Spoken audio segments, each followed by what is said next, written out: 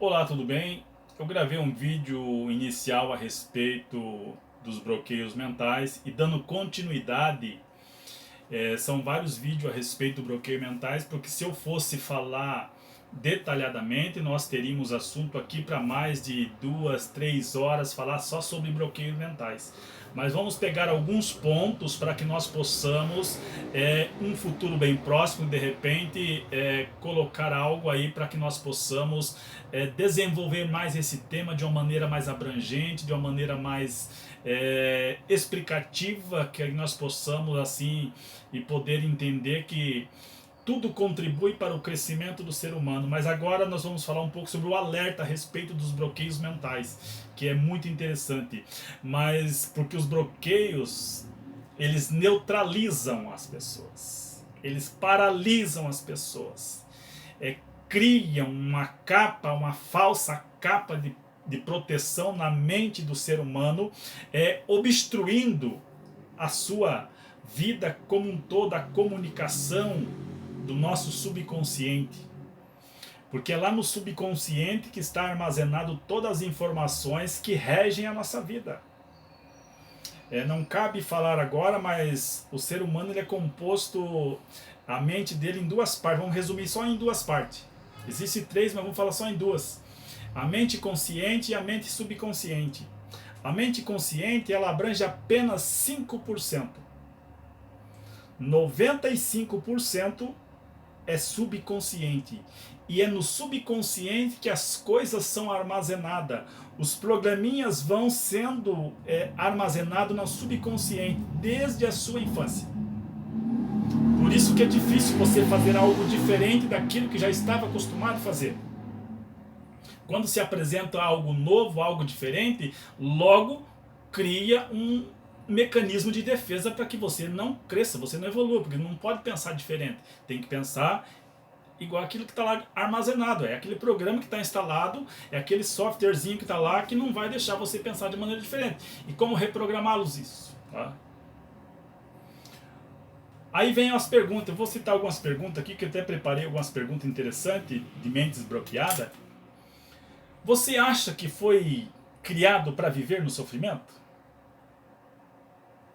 Principalmente dentro das igrejas se ouve muito: o crente tem que sofrer para herdar a salvação, o crente tem que sofrer para ser abençoado. Mentira! Quem falou isso é mentiroso. Deus nos fez para sermos vencedores, sermos dominadores. Deus não fez o ser humano para sofrer. Deus não tem prazer no sofrimento de ninguém.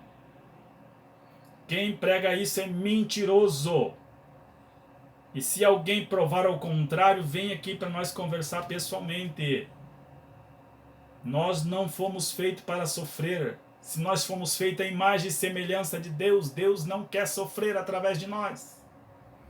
Deus é um ser todo-poderoso. Como que o todo-poderoso vai sofrer? Jamais! Se você acha que o sofrimento faz parte da sua vida e Deus quer assim, isso é um programa que foi instalado no teu subconsciente e precisa ser reeditado isso. Você acha que uma vida escassa é da vontade de Deus? Você acha que a vida que falta tudo, viver pedindo para assistência social, é da vontade de Deus? Não. Deus nos prometeu uma vida abundante. Você que é cristão, que porventura esteja assistindo, leia as parábolas de Jesus, leia os ensinamentos de Jesus. E aí leia também o livro de Deuteronômio, principalmente o capítulo 28, que você vai entender que o ser humano não foi feito para viver uma vida escassa, aonde falta tudo. Deus nos colocou por cabeça e não por cauda. Deus colocou para que nós possamos sempre estar por cima e nunca por baixo. Essa é uma questão fundamental que nós precisamos entender. Se você acha que é da vontade de Deus você ter uma vida escassa, está errado. Não é essa a vontade de Deus. A vontade de Deus, Jesus disse: eu vim para que tenham vida e vida em abundância. Essa é a vontade de Deus. E outra pergunta intrigante: você acha que é Deus que coloca as doenças no ser humano? Infelizmente nós ouvimos, porque eu estou na igreja desde os meus 7 anos. Isso quer dizer que já fazem 41 anos que eu estou na igreja. Quantas vezes eu ouvi dizer: é a permissão de Deus, é a vontade de Deus que as pessoas ficassem doentes para que Deus preparasse a família para... Não é isso. Deus não é um ser doente. Deus, ele é um ser puro, um ser grato, um ser puro amor. A essência dele é puro amor. É onde há amor, não tem desejo que alguém fique doente, não. Deus quer que todo ser humano vá bem. Se você entende que a doença é Deus quem coloca na vida do ser humano, está enganado. Sinto muito em dizer, você está sendo errado, está sendo ensinado de maneira errada. Não é isso, precisamos entender a Bíblia como um todo. Muitos crentes lê a Bíblia, decora versículo, mas não entende o princípio bíblico, não entende quem Deus é, não entende quem Ele é. E aí ficam pregando essas coisas errôneas. E outra coisa, pior ainda. Você acha que seu destino é viver na pobreza? Ah, mas Deus abençoa os pobres. Deus abençoa todo mundo. Não é destino morrer na pobreza. Você acha que a pobreza representa Deus? Você acha que a miséria representa Deus? Você acha que a escassez representa Deus? Qual Deus? Porque o meu Deus, o Deus que criou todas as coisas, ele não é representado pela pobreza, não. Ele é representado pela riqueza, porque dele é o ouro, dele é a prata, dele é tudo. Se dele é tudo, e eu sou filho dele, tenho o espírito dele, logo eu sou herdeiro disso. Como que eu vou morrer na pobreza? Se eu morrer na pobreza é porque eu não confio em Deus, é porque eu não me relaciono bem com Deus, é porque eu não entendo e menosprezo a grandeza de Deus. Viver na miséria não se representa a Deus. O que a Bíblia diz, o que Jesus falou, bem-aventurados os pobres de espírito. Uma coisa não tem nada a ver com a outra. Mas viver na escassez, viver na miséria, viver com doença e dizer que tudo é Deus que deu para você, miséria, eu não sei qual Deus que você está crendo. Porque o meu Deus é o Deus Todo-Poderoso. E aí estão um dos maiores bloqueios na expansão da consciência da pessoa. Quando nós expandimos a nossa consciência e começarmos a entender quem somos nós e quem somos Deus e quem é Deus, nós iniciaremos e começaremos a viver e a comer o melhor desta terra. Mas algumas coisas precisam ser muito bem esclarecidas para que nós possamos expandir a nossa consciência e desfrutar da grandeza de Deus e do melhor desta terra. Primeira coisa, primeiro bloqueio, mente fechada. Você precisa abrir a sua mente. Uma mente fechada não tem espaço para entrar coisas boas, porque ela está fechada. Mas quem vai abrir essa porta, quem vai abrir essa janela para uma mente aberta é você. Não é eu, não é Deus, é você que tem essa chave, porque Deus te deu o livre-arbítrio. Pensamentos que não são seus. Aí você fala assim, mas como você disse que em mim tem pensamentos que não são seus? Lembra que eu falei do subconsciente?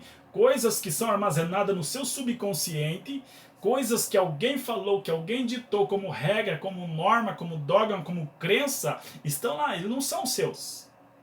Porque o teu pensamento é o pensamento de Deus. Então você precisa se libertar desses pensamentos que não são seus e começar a mudar este pensamento para um pensamento mais expansivo em relação àquilo que a Bíblia diz. Outra coisa, sem ação. Existem muitas pessoas sem ação. Ela anda como se o vento estivesse levando ela de um lado para o outro. Mas ela não toma atitude. Então precisa agir, precisa ter uma atitude e precisa agir para que as coisas mudem para você. E outra questão, falta de perdão. Comece a perdoando a si mesmo. Repita junto comigo, já falei isso em um vídeo e volto a dizer. Sinto muito, perdoa-me. Eu te amo, sou grato. Sinto muito, perdoa-me. Eu te amo, sou grato. Quando você perdoar a si mesmo, você começa a liberar perdão para os demais. Mas caso você não consiga se perdoar, você não perdoa ninguém. E perdão não é sentimento, perdão é uma atitude. Mentira. Muitas mentiras foram contadas para você. Desde a tua infância, muitas mentiras foram colocadas na tua mente e essas mentiras se tornaram verdades. E essas verdades que são mentiras estão te bloqueando. Então se liberte, entenda quem você é verdadeiramente, entenda o que é a verdade segundo a palavra, o que é a verdade segundo Deus, o que são os princípios de Deus, o que são leis universais. As leis universais não mudam. Essas são verdades absolutas. As leis universais são verdades absolutas. Essas não mudam. E nós precisamos crer nela. E todas elas estão na Bíblia. Falta de arrependimento. Arrependei-vos, porque é chegado o reino dos céus. Se não haver arrependimento, o reino dos céus não entra dentro de nós. Quando o reino dos céus entrar dentro de nós, aí acontece o arrependimento verdadeiro e as coisas começam a fluir. Como Jesus falou, quando a minha palavra entrar dentro de você, você se arrependeu, a palavra entrou, rios de água vivas fluirão do seu ventre. Coisas boas, coisas limpas começarão a fluir de você para a expansão da consciência e para um viver melhor.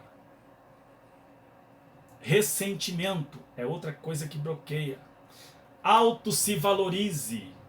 Uma pessoa que auto se valoriza, que tem uma autoestima elevada, que ama a si próprio, que perdoa a si mesmo, ela não liga, ninguém consegue fazer com que ela tenha esse ressentimento, porque ela auto se valoriza, ela sabe quem ela é e sabe quem Deus é na vida dela. Portanto, quando nós entendemos quem somos nós, quem é Deus na nossa vida, nada vai fazer com que nós saiamos do foco, porque Deus é maior. Entenda isso de uma vez por toda e a tua vida será uma vida abundante, a tua vida será uma vida próspera, cheia de paz, cheia de alegria, cheia de riqueza, cheia de transformação, e você vai poder entusiasmar outras pessoas, influenciar outras pessoas, para que essas pessoas vivam também a dimensão do Espírito que você está vivendo. Fique na paz, fique com Deus